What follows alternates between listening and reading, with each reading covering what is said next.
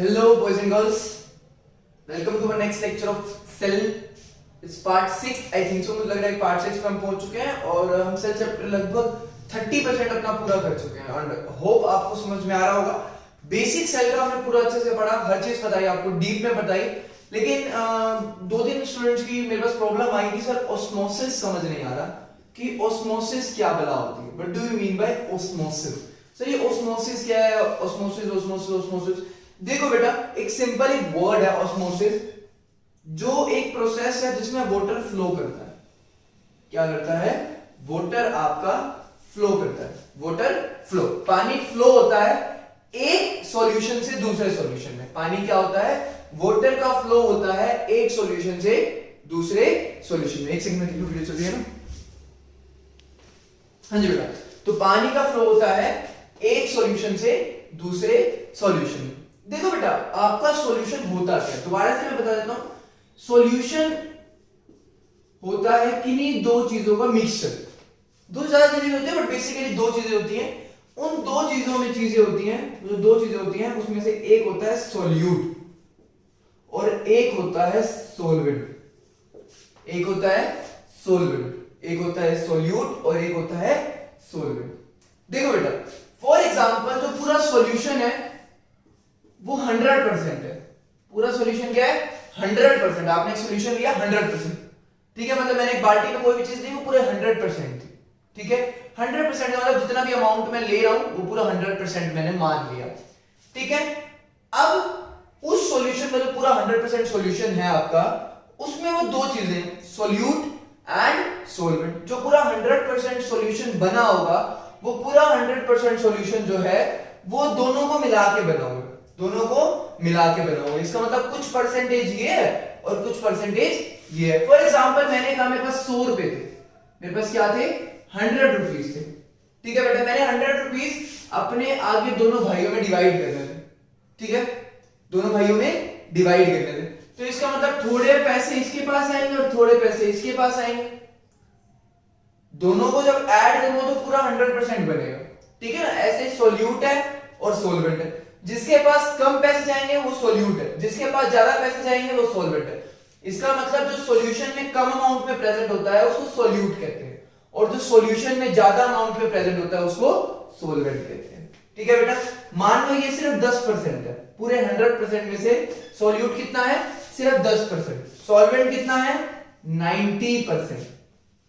तो ये रेशियो है कि 10% और 90% प्रेजेंट है. दोनों को मिला के टोटल कितना हो जाता है? पूरा सॉल्यूशन बन जाता है 100%. पूरा सॉल्यूशन क्या बन जाता है? 100%. अब एक और सॉल्यूशन लिया मैंने, वो भी एक पूरा 100% सॉल्यूशन था, ठीक है?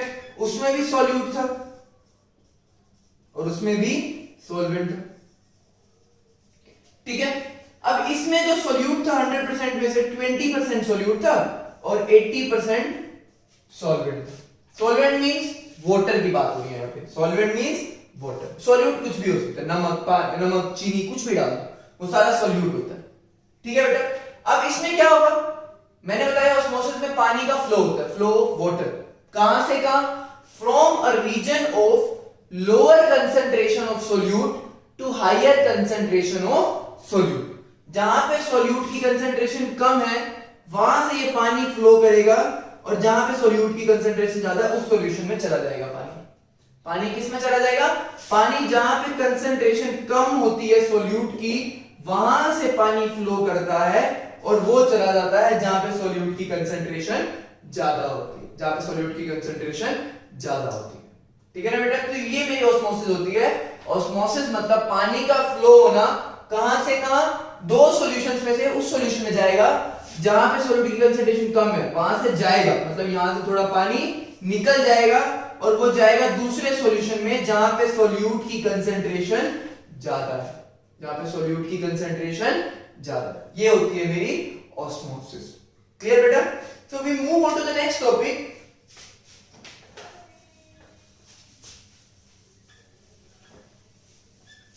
यस, अब एक दो वर्ड आते हैं, दैट इज एंडोऑस्मोसिस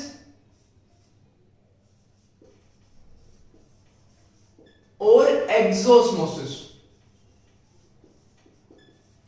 एंडोस्मोसिस और एक्सोस्मोसिस। अगर पानी का फ्लो अंदर हो रहा है, एंडो मतलब अंदर, अगर सेल के अंदर पानी जा रहा है तो वो एंडोस्मोसिस, और अगर सेल से बाहर निकल रहा है तो वो एक्सोस्मोसिस।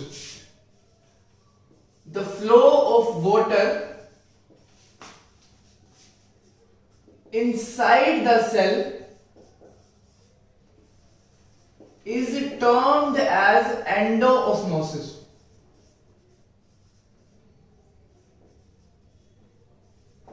और exosmosis, the flow of water out of the cell is called exosmosis.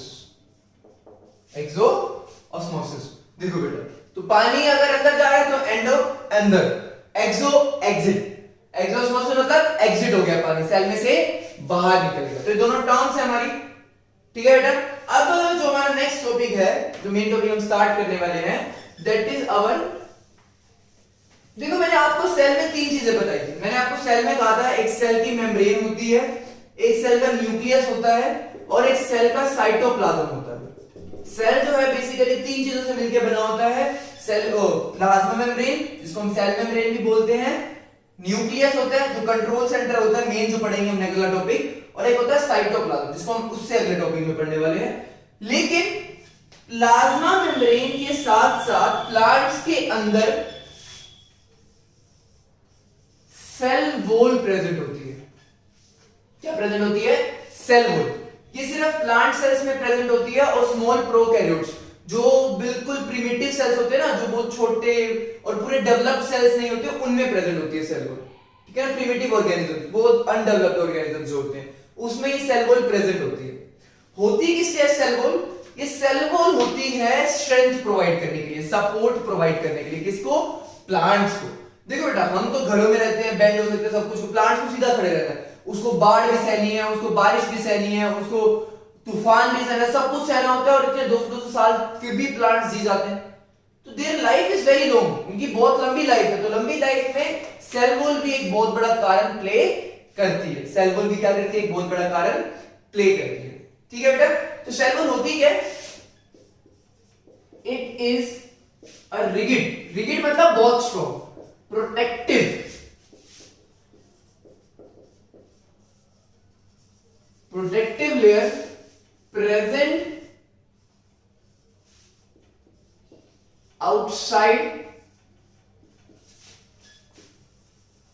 the cell membrane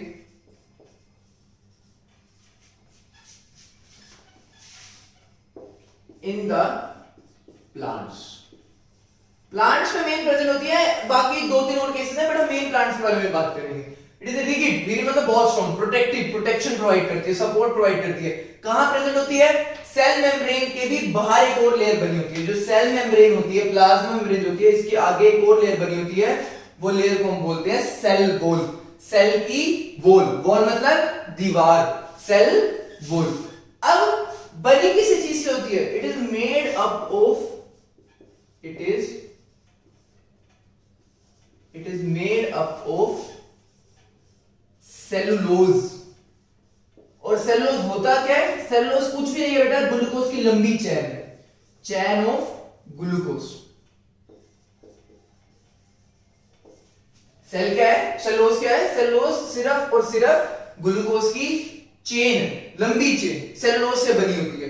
तभी आप देखते हैं कि जो हर्बीवोरस एनिमल्स होते हैं वो सेलुलोज डाइजेस्ट करते हैं, मतलब वो प्लांट्स खाते हैं। तो जो प्लांट्स खाते हैं उसमें क्या होता है? प्लांट्स में सेलुलोज प्रेजेंट होता है, ग्लूकोज की लंबी लंबी चेन, और उसको डाइजेस्ट करने में लंबा टाइम लगता है। तो जो आपकी सेल वॉल होती है वो बेसिकली मेड होती है सेलुलोज की। और भी बहुत सारी चीजें प्रेजेंट होती हैं। Lignin, lignin is also present, lignin is also present to provide strength. Lignin भी प्रेजेंट होता है स्ट्रेंथ प्रोवाइड करने के लिए। लिग्निन भी प्लांट्स में जो सेल वॉल होती है उसमें प्रेजेंट होता है। साथ में एक और केमिकल प्रेजेंट होता है, दैट इज आपका सुबेरिन। ये प्रेजेंट होता है, suberin is also present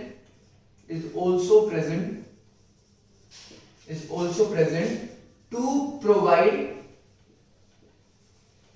impermeability,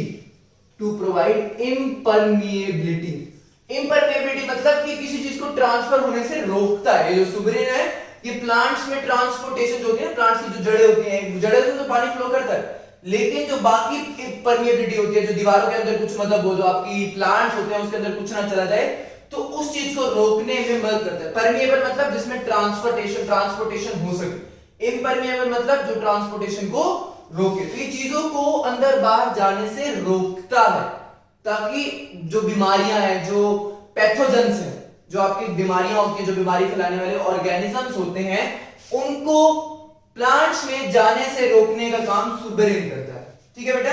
अब जो प्लांट के सेल्स होते हैं उनके बीच में एक सीमेंटिंग लेयर होती है, मतलब जो सीमेंट की तरह काम करती है। प्लांट्स के जो सेल होते हैं, सेल वॉल होती है, उसके जो सेल्स हैं उसको जोड़े रखने का काम करती है। ये सीमेंटिंग लेयर मतलब बहुत तगड़ी स्ट्रॉन्ग होती है, सीमेंट की तरह। ये सीमेंटिंग लेयर is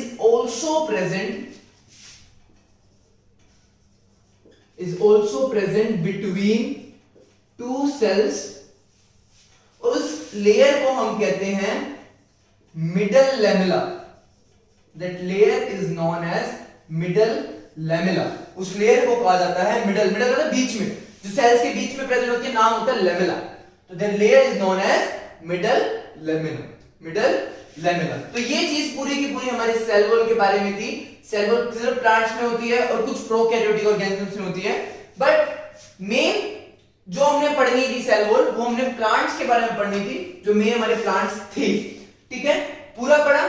प्रोटेक्शन देती है, सेलुलोज से बनी होती है, लिग्निन भी प्रेजेंट होता है, सुबेरिन भी प्रेजेंट होता है, और साथ ही साथ सेल्स के बीच में एक लेयर प्रेजेंट होती है, और उस लेयर को हम बोलते हैं मिडल लैमेला।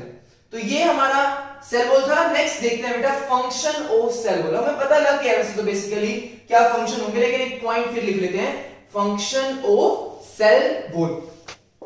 हाँ जी बेटा, तो फंक्शन सेल वॉल के क्या क्या होते हैं, किस काम क्या करते हैं? तो सबसे पहले सबसे आसान, it provides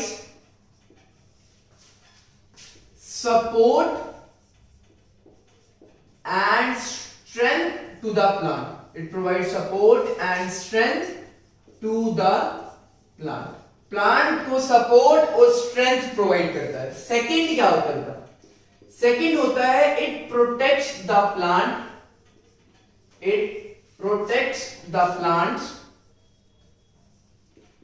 from pathogens. Pathogens मतलब डिसीज कोजिंग पैरासाइट्स। वो पैरासाइट्स जो बीमारियां फैलाते हैं उनको हम कहते हैं पैथोजेंस। तीसरा है इट प्रिवेंट्स द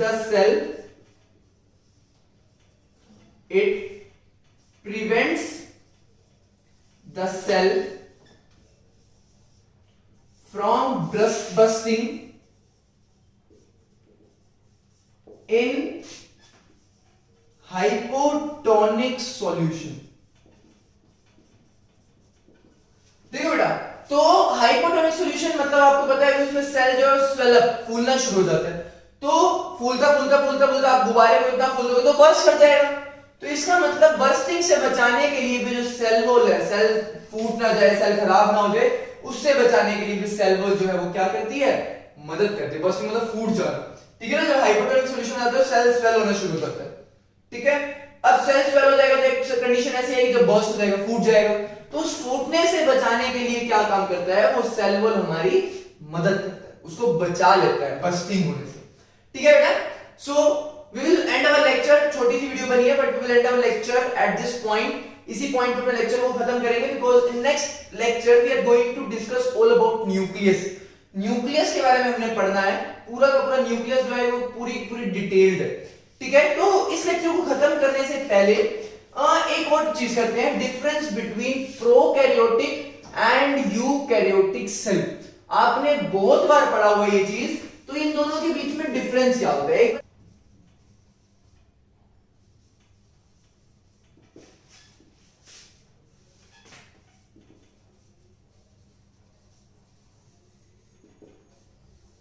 हाँ जी बेटा, तो difference between prokaryotic and eukaryotic cell क्या होता है? सबसे पहला प्रोकैरियोटिक। प्रो मतलब पहले तो ये मानो, प्रो मतलब जो पूरा डेवलप नहीं हुआ, ठीक है ना। प्रो मतलब एक तरीके से अंडर डेवलप्ड होते हैं सेल्स, जो पूरे तरीके से डेवलप नहीं होते, तो इनका जो साइज होता है वो स्मॉल होता है, it is smaller in size. जो प्रोकैरियोटिक सेल्स होते हैं वो किसमें होते हैं? स्मॉलर होते हैं साइज में।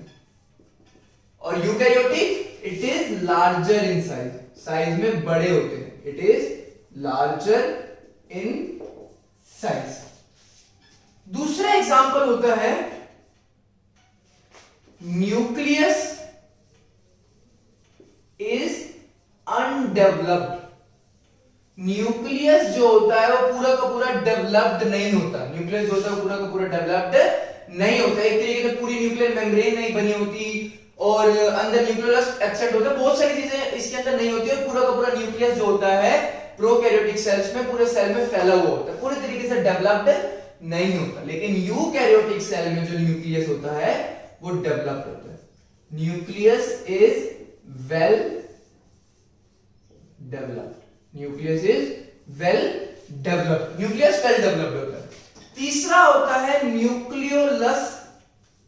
न्यूक्लियोलस इज एब्सेंट, इसमें न्यूक्लियोलस एब्सेंट होता है। न्यूक्लियस के अंदर एक छोटा सा हिस्सा होता है जहां पे राइबोसोम्स प्रेजेंट होते हैं और प्रोटीन्स बनाने में हेल्प करते हैं। बेसिकली जो इसमें प्रोकैरियोटिक सेल होते हैं उसमें न्यूक्लियस नहीं, न्यूक्लियस के अंदर का एक हिस्सा है जो हम पढ़ेंगे अभी। न्यूक्लियोलस जो होता है प्रोकैरियोटिक सेल में एब्सेंट होता है और यूकैरियोटिक सेल में प्रेजेंट होता है। Nucleolus is present, nucleolus is present. Fourth point, nucleus is free to move. Cell के अंदर फ्री होता है, न्यूक्लियस कहीं भी फैला हुआ होता है, फ्री टू मूव मतलब पूरा का पूरा फैला हुआ होता है।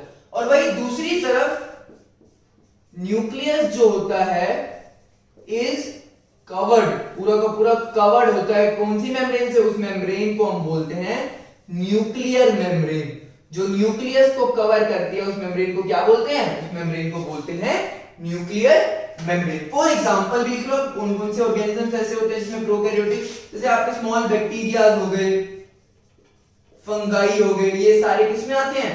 ये सारे आपके आते हैं। फैक्ट फंगाई भी थोड़े बहुत, बैक्टीरिया हो गए, ये सब इसमें क्या होते हैं? आपके क्लेमिडोमोनास हो गया, क्लेमिडोमोनास भी प्रोकैरियोटिक होता है। फंगाई थोड़े बहुत उसमें भी काउंट होते हैं, तो फंगाई का एग्जांपल रहने देते हैं, ठीक है ना। बैक्टीरिया ही लिखो, एक एग्जांपल हमने याद रखना है बैक्टीरिया। और उधर दूसरी तरफ एग्जांपल हो गया हमारा plants, animals.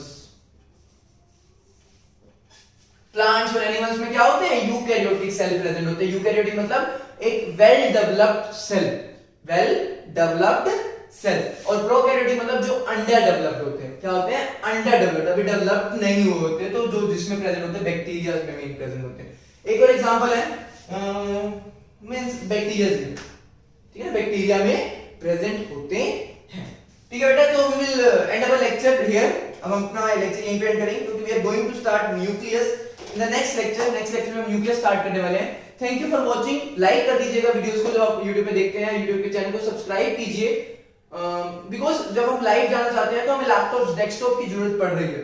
So if every teacher want to go live, बहुत बार जो पेरेंट्स हैं वो समझ नहीं पा रहे, तो टीचर्स चाह रही हैं कि वो लाइव जाए, टीचर्स लाइव जाना चाह रही हैं, बट लाइव जाने के लिए we must have 1K subscriber, मतलब 1000 सब्सक्राइबर्स चाहिए। तो please refer to your friends, अपने फ्रेंड्स को रेफर कीजिए, अननोन्स को भी रेफर कर सकते हैं कि वो एक बार सब्सक्राइब कर दे। As soon as we reach 1K subscriber, we can use YouTube live section in mobile also. Mobile में भी हम YouTube live section को इस्तेमाल कर सकते हैं, तो which will be beneficial for us, जो हमारे लिए बहुत beneficial होने वाला है। Thank you guys, keep supporting, watch the lectures. Thank you, rocking guys.